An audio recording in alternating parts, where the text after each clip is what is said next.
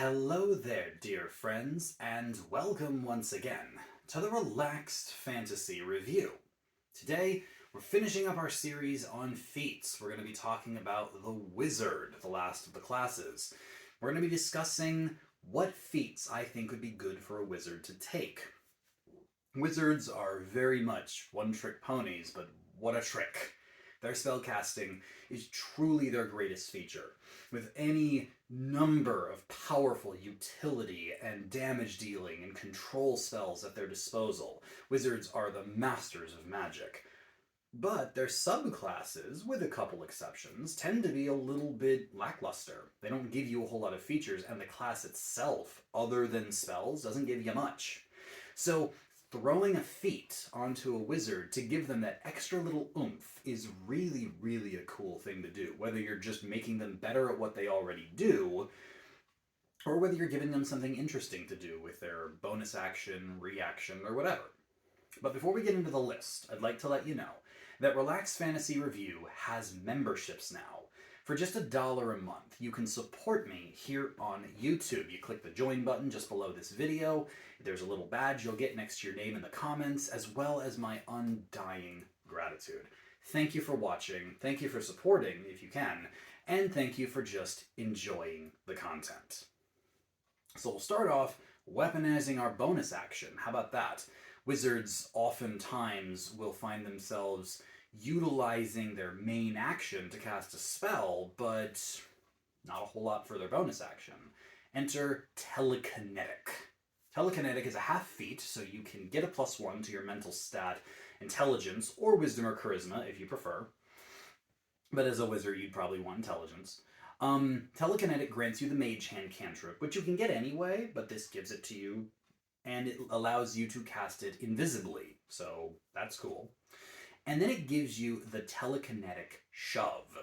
As a bonus action, you can force a creature to be pushed 5 feet from you, or 5 feet towards you, if you want. But as a wizard, you really want to be pushing things away from you, so that your spells can have some range to them. This is just a very simple thing that you don't even need to spend. There's no proficiency bonus, there's no spell slot. It's just you use it as many times as you want. You can even push and pull allies if you want to. The Telekinetic feat uses the bonus action in a very battlefield control element, pulling creatures into areas of effect, or if a creature's up in your grill, push them away so you can get away without having to spend a spell slot to teleport. But speaking of teleportation, my next recommendation is Fey Touched. Another half feat. This grants you a +1, again, to a mental stat. I recommend intelligence. And it grants you 2 more spells. Misty Step, and then a divination or enchantment spell of your choice. Now, Misty Step is available to wizards, but having it in this feat means you can cast it once per day for free. No need to spend a spell slot. And then enchantment and divination spells, you can pick up Hex or Hunter's Mark, not normally available to wizards, and great damage boosters if you're going to be using a multi-shot attack, such as Scorching Ray or Magic Missile.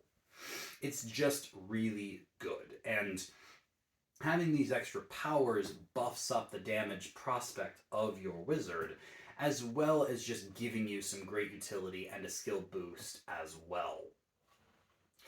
But another thing that wizards are famous for is that when they're not just blasting people with instantaneous damage-dealing spells, they're focusing on concentration spells, battlefield control. Enter the feat Resilient. Resilient is a simple feat. You pick an ability score, any of the 6.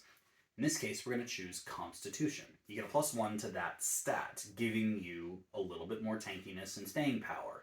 But it also grants you proficiency in the saving throw of the skill you chose. So you become proficient in Constitution saving throws. Constitution saving throws are what you roll when you have to make concentration checks. So that really pivotal hold monster, or that wall of force that you're trying to maintain on the battlefield to really keep things, in your favor.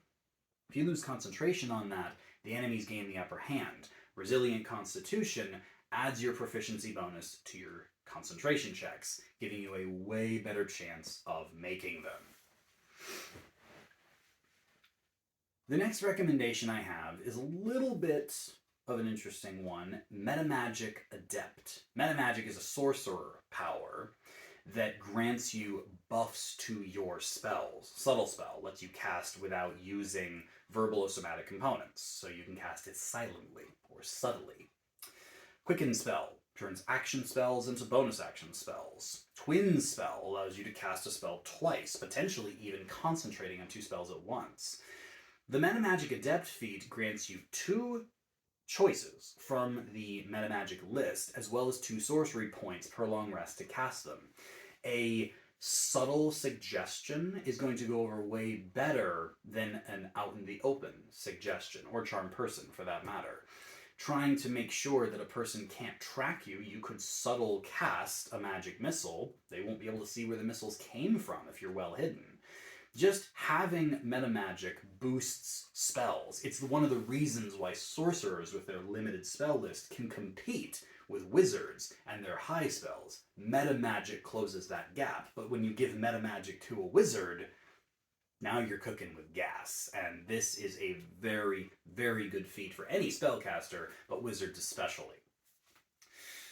But finally, what's the one thing that wizards can't do? On all of their spells, throughout their entire spell list, wizards can't heal. There's a lot of classes that can. Bards, clerics, druids, even divine soul sorcerers can do it. Warlocks have ways to grant temporary hit points. There's a lot of healing power. Wizards just don't get most of it. There is a feat, though, that can make up for that, and it doesn't even take magic. It is the much underappreciated healer feat, right out of the player's handbook. The healer feat does 2 things. Well, first of all, I should explain what a healer's kit is. It's a kit that, honestly, every party should have, even if you have a cleric in the party. The healer's kit allows you to go up to a dying creature, someone making death saves, and stabilize them automatically, as an action. You don't need to make a medicine check, you don't need to cast a spell, they're just stable. They're not conscious, but they're stable. The healer feat takes that up to the next level. When you stabilize a dying creature, they gain 1 hit point. That's enough to get them on their feet and back in the fight. This is the same idea that healing word. It doesn't matter that you're only restoring like a tiny amount of hit points. The only hit point that matters is your last one. And the healer feat takes this healer's kit, which is a couple gold pieces, and can increase its efficiency 10-fold. And also, as a secondary part of the feat, you can use the healer's kit to grant hit points to your allies outside of combat, but you can only do this once per rest per ally. Healer's kits also have limited uses, but it's a couple gold pieces to get 1. So I say get 10 of them, carry them around in your bag of holding, and then on the turn that the cleric goes down, imagine being the wizard who runs over, uses their quickened bonus action to cast a spell or just control a spell, and then uses their action to bring the cleric back to their feet. That is a powerful ability. And since it's the one thing wizards normally can't do, I say this feat is great for them.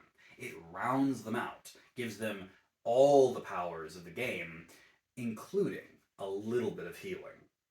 All in all of these feats, from concentration to extra spells to weaponizing your bonus action or bringing healing to the game, all of them are great feats for wizards, and I'd highly recommend any wizard playing the game to check out these feats. When it's time for your ability score increases, these may distract you from just pumping up your intelligence.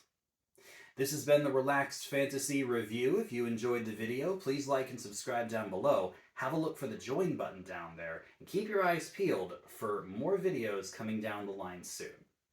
Have a good one, my friends.